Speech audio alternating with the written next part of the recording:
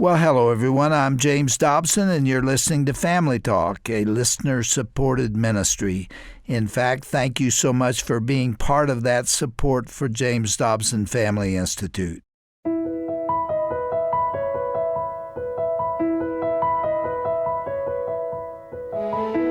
I'm Ryan Dobson, and you're listening to Family Talk. And today we continue with the special month of May, Family Talk 10-year anniversary retrospective. Family Talk is presenting their best classic programs from the past decade as they celebrate the first 10 years of the broadcast ministry. Today, a look back at an interview recorded in 2017 featuring my dad, Dr. James Dobson, with one of his favorites and one of the program's most popular guests, social researcher and public speaker Shaunti Feldhahn. Shaunti is a Harvard graduate and best-selling author. In part 2 of this top-rated interview, Shaunti shares her keen observations about the dynamics of interpersonal relationships between men and women. A quick listener note, some of the content discussed in these interviews is intended for mature audiences. Parental discretion is advised. Let's go now as Dr. Dobson discusses all this with Shaunti. Happy anniversary, Family Talk.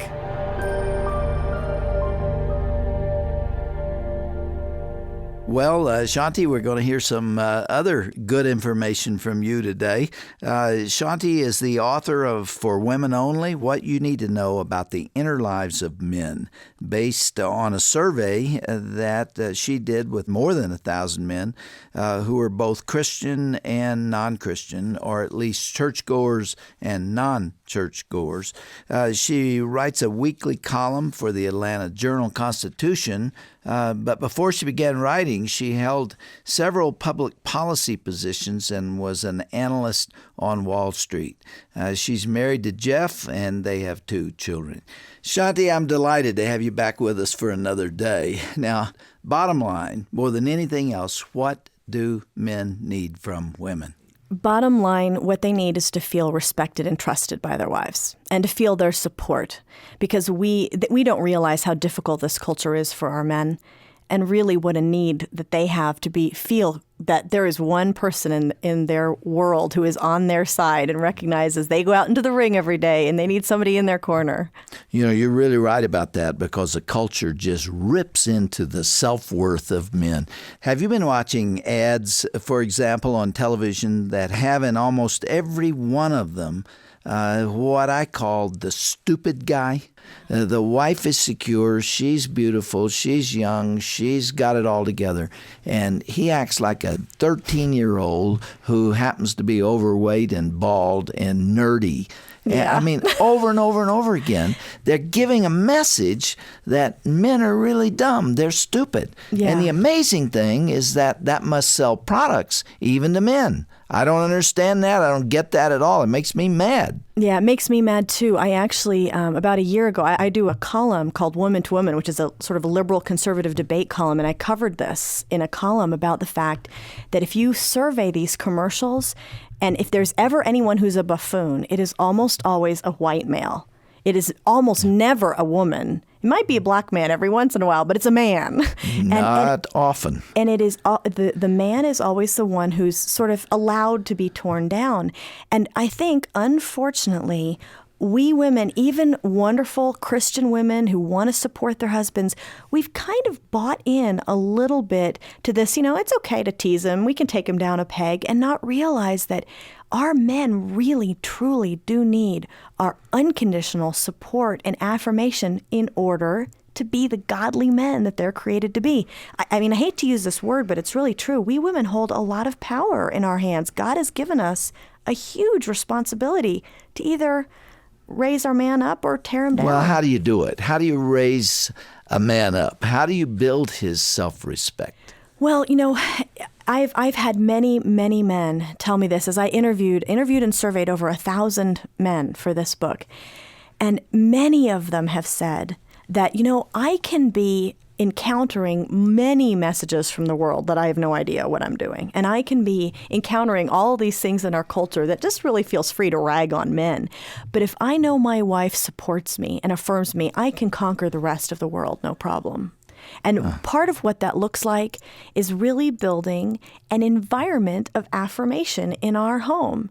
And you know what? We women sometimes think, well, I'm not going to be his doormat. He doesn't need my help. Oh, yes, he does. He absolutely does need our help in order to really become the man that he was created to be. I've talked often about my early relationship with Shirley, but it was right at this point. I had not accomplished anything. I was still a student.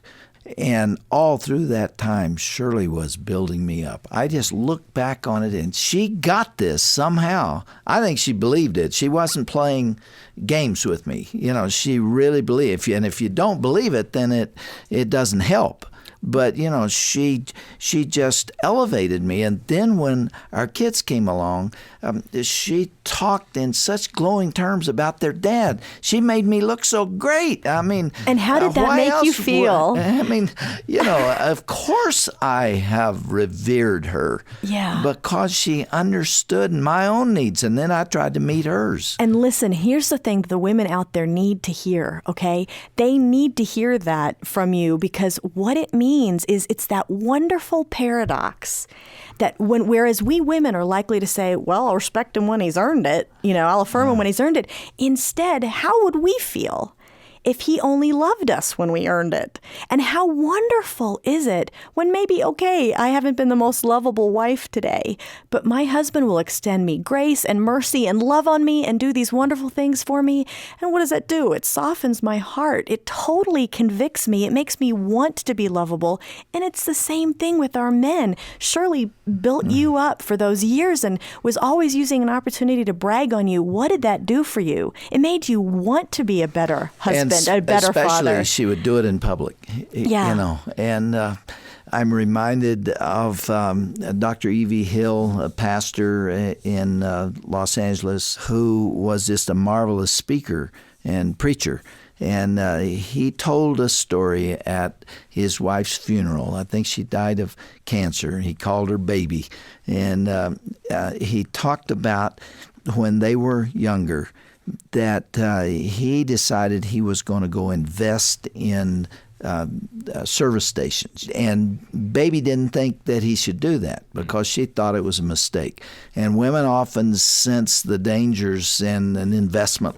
But he ran past her objections, and he invested in this service station, or maybe more than one, and he lost everything. And he said, she could have destroyed me at that moment.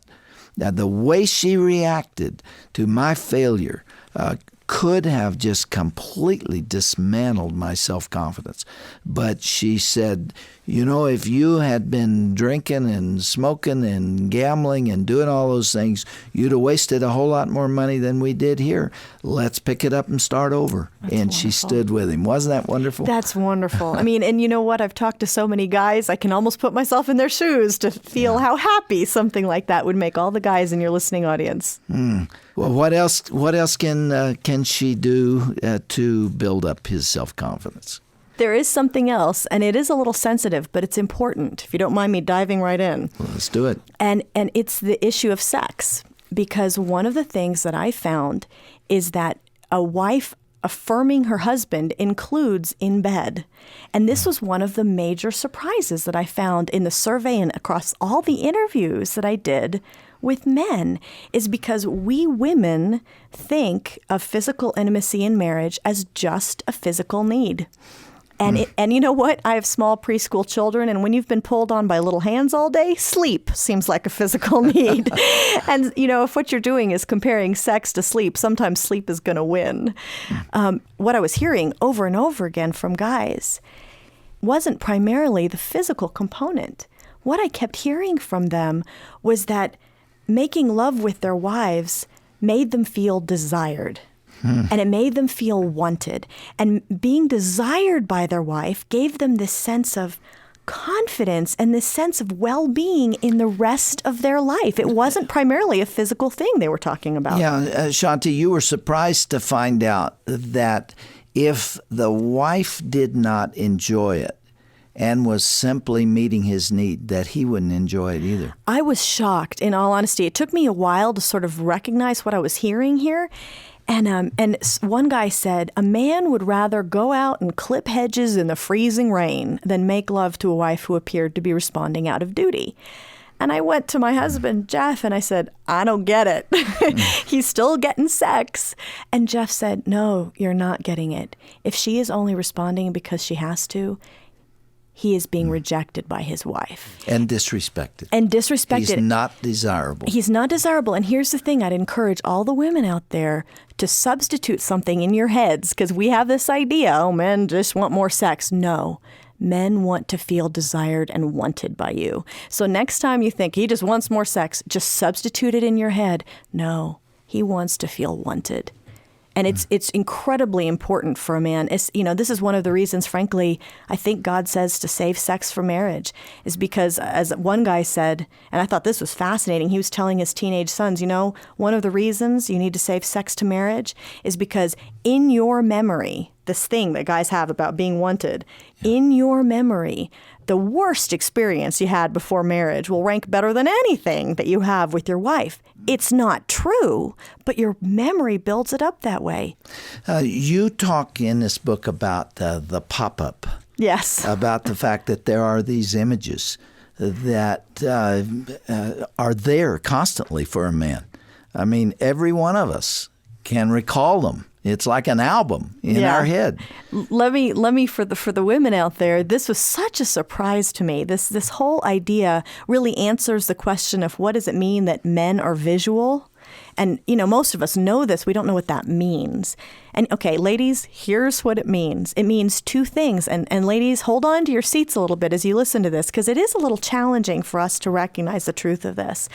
The fact that men are visual means two things.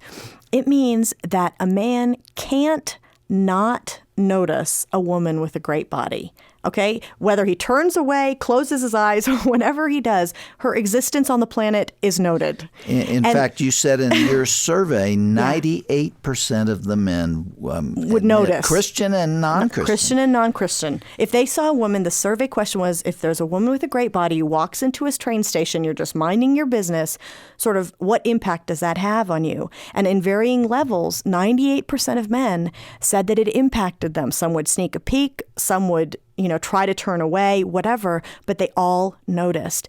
And really, the guys that I talked to about the fact that there were 2% of men who said that it didn't impact them, all the guys I know said, liar, liar, pants on fire. And yet a woman often feels insulted by that. If she were more of a woman, he wouldn't do that. But he's made that way. This is the way guys are made. And here's the thing, honestly, because again, this is the first piece of it. It really is critical. Whenever I talk to groups of women, I can sense the ice in the room when I start to talk about this. But here's the critical piece for us to understand. It's really the distinction between temptation and sin. And the temptations that we face in our life are not sin. Jesus was tempted in every way and yet without sin. And so the issue is then, what does a guy do with that?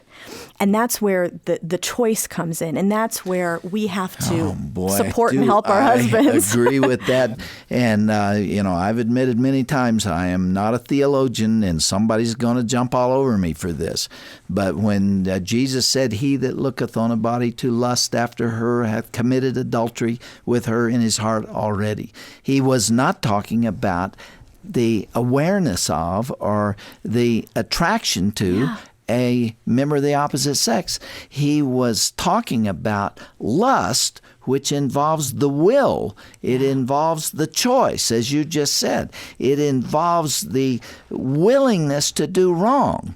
And if you decide, I will defy God, I will break his law, I will violate another man's wife, if he draws that conclusion, he has committed adultery in his heart already. But merely observing an attractive woman is not a sin because God made him that way. And if he didn't have that reaction, he'd be a man in a great deal of trouble. Yeah, right. Well, that's the thing that I think most of us women really need to get, is because this is something we get very defensive about. And I'll tell you right now, it's hard for the women in your listening audience to believe what we're saying because they think we're making excuses. It's his issue. He just needs to figure out how to stop it. And the thing for them to understand is this issue of noticing The fact that her existence on the planet is noted, that is involuntary. They can't do anything about it. And here's the analogy that helps us women get this, okay?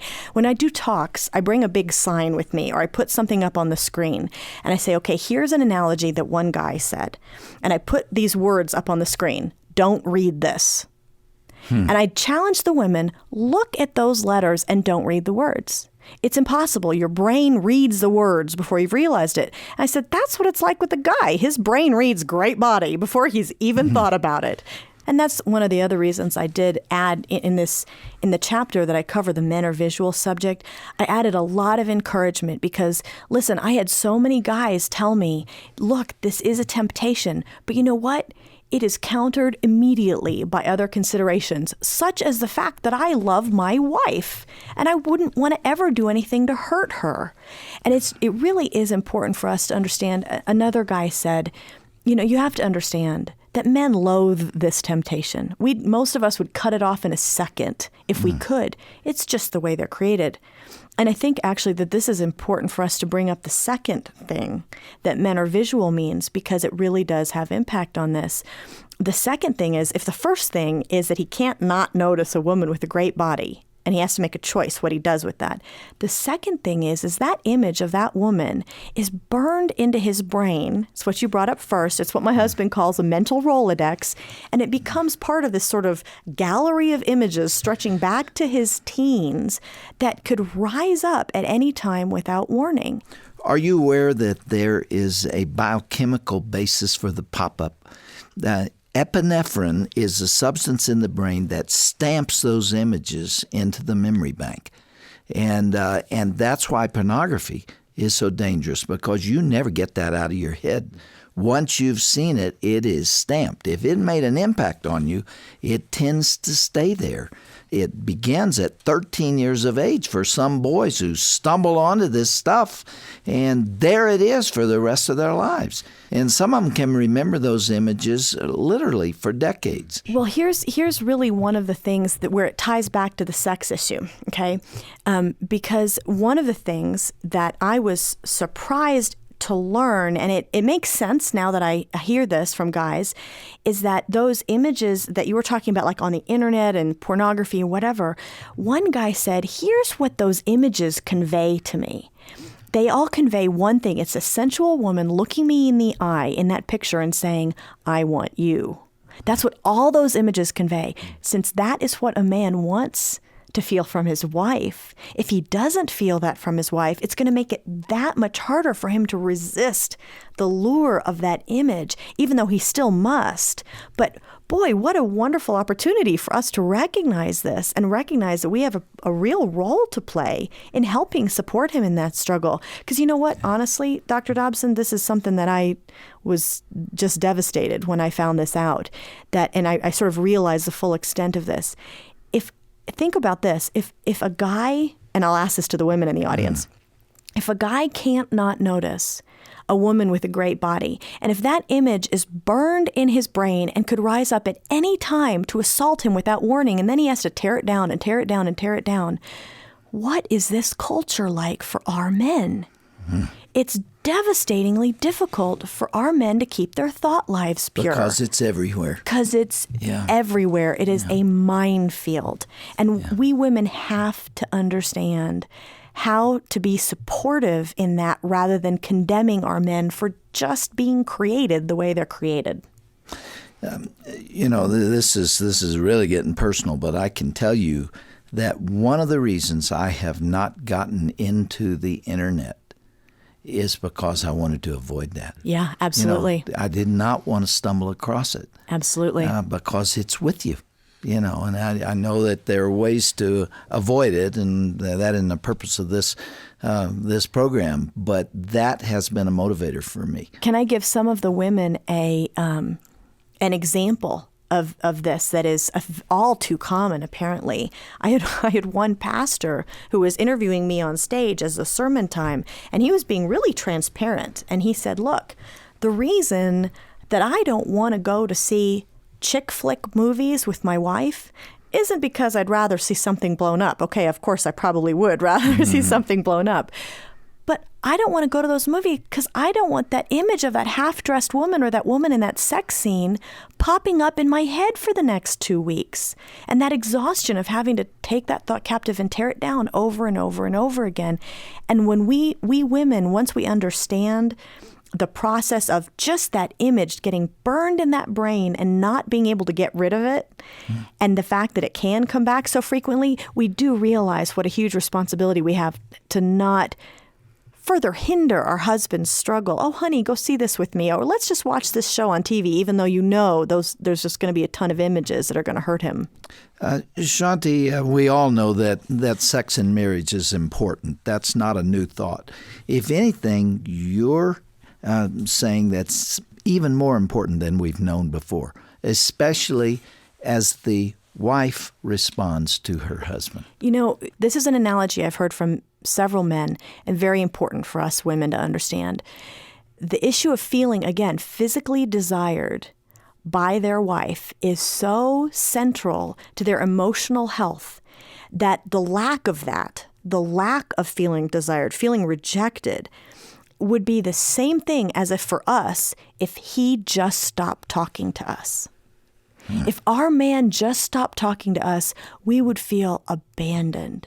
We would feel depressed. We'd feel unloved, like he doesn't care about us. That abandoned feeling is exactly how, unfortunately, a relatively large percentage of men feel today when they just feel like their wife just doesn't desire them, and it's all too easy for her to say no. It is so critical for us to get this. Well, Shaunti, man, this is such practical information. I just can feel the response coming back through these microphones of women especially who are saying, those are new ideas. I didn't fully understand that. And there's a lot more in this book that we have not yet gotten to. And in fact, there are 3 or 4 issues that I think it would be a shame not to have a chance to talk to Shaunti about in another program. We started out to do 1 program. We've now done 2. How about 3? I love it. Would you stay with us for a 3rd program? I would love that. All right.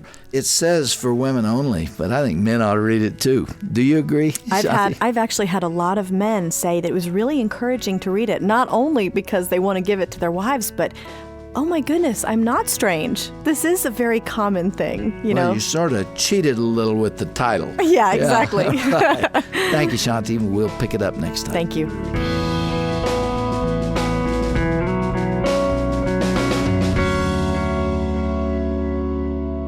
What a fascinating discussion about how husbands and wives approach intimacy and their fight for purity in this immoral culture. I'm Ryan Dobson, and you've been listening to a special Family Talk broadcast, part of our 10-year anniversary retrospective. My dad's guest again was best-selling author and speaker Shaunti Feldhahn. This conversation addressed a great deal of marital issues that many couples naturally find themselves in. So, if something from today's broadcast stuck out to you, visit today's broadcast page at drjamesdobson.org. There, you can connect with Shaunti and her ministry and tap into her wealth of resources for your marriage. Find all this when you head to drjamesdobson.org and then tap on the broadcast page. Be sure to tune in tomorrow for the 3rd and final installment in Shaunti Feldhahn's interview with my dad, Dr. James Dobson. They'll touch on the need for romance in marriage and the one thing men struggle to admit to their wives. That's all coming up on the next edition of Dr. James Dobson's Family Talk. This has been a presentation of the Dr. James Dobson Family Institute.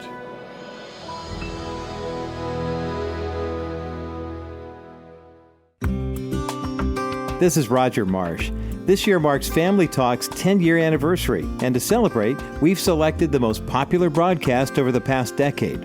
We've put these shows on 8 audio CDs and present them to you on Family Talk's 10th anniversary broadcast collection. These entertaining and informative programs are sure to become a cherished part of your family resource library.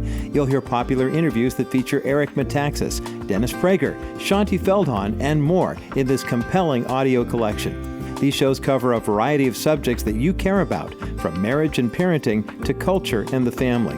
This commemorative CD set is yours for a suggested gift of $50 to support the work of Family Talk. Join Dr. Dobson in serving families by calling 877-732-6825. Find out how you can have your own set with the most popular interviews from the first 10 years of Family Talk by calling 877-732-6825. Or you can visit our website at drjamesdobson.org. That's drjamesdobson.org. Thanks for supporting Family Talk and celebrating our 10th anniversary.